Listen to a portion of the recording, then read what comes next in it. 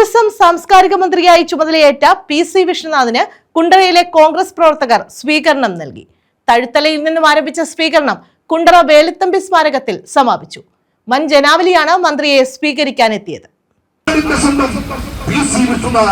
കേരളത്തിന്റെ ബഹുമാന്യനായ ടൂറിസം സാംസ്കാരിക വകുപ്പ് മന്ത്രി ശ്രീ പി.സി. വിഷ്ണുനാഥ്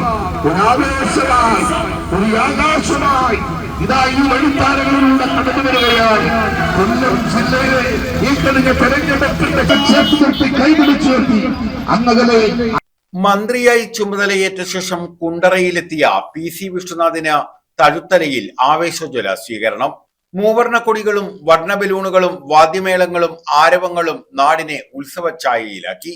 തഴുത്തല മഹാഗണപതി ക്ഷേത്രത്തിലും വിശുദ്ധ സെബസ്ത്യാനോസിന്റെ തഴുത്തല കുരിശടിയിലും പ്രാർത്ഥിച്ച ശേഷം തുറന്ന ജീപ്പിലേക്ക് കയറിയ മന്ത്രിയെ നൂറുകണക്കിന് UDF പ്രവർത്തകർ ഇരുചക്ര വാഹനങ്ങളിലും കാറുകളിലുമായി വരവേറ്റു.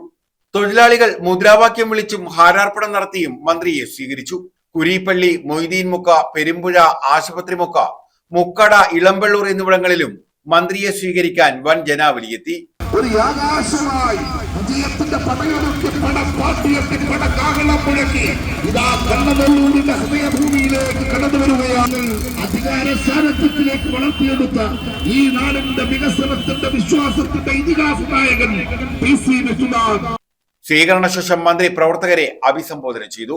പള്ളിമുക്ക് മേൽപ്പാലം നിർമ്മാണം ഉൾപ്പെടെയുള്ള വികസന പ്രവർത്തനങ്ങൾ സമയബന്ധിതമായി പൂർത്തിയാക്കുമെന്ന് അദ്ദേഹം പറഞ്ഞു. മണ്ഡലത്തിലെ ജനങ്ങളോടൊപ്പം നിന്ന് 5 വർഷവും നാടിന്റെ വികസനത്തിനായി പ്രവർത്തിക്കും. പ്രവർത്തനത്തിലും പെരുമാറ്റത്തിലും എന്തെങ്കിലും കുറ്റമുണ്ടെന്ന് കണ്ടാൽ തന്നോട് നേരിട്ട് അറിയിക്കണമെന്നും അദ്ദേഹം പ്രവർത്തകരോട് പറഞ്ഞു.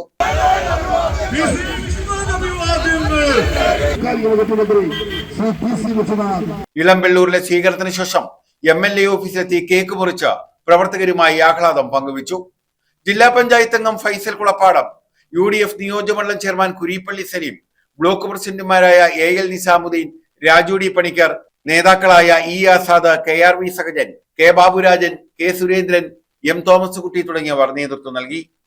News bureau, Kundara.